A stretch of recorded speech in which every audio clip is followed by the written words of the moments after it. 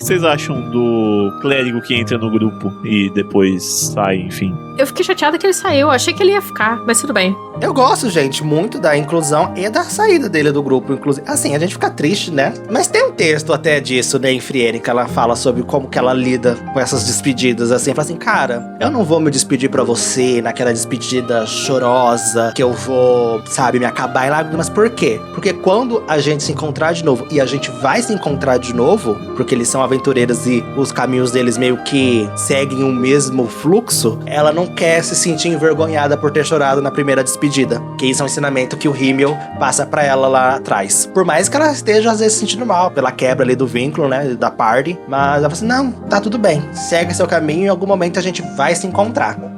Eu acho fofo, gente. Eu acho caloroso, eu acho assim aquela coisa, ai, gente, tá tudo bem. Os nossos caminhos não, às vezes não podem estar interligados, mas em algum momento vai se cruzar. Não são linhas paralelas.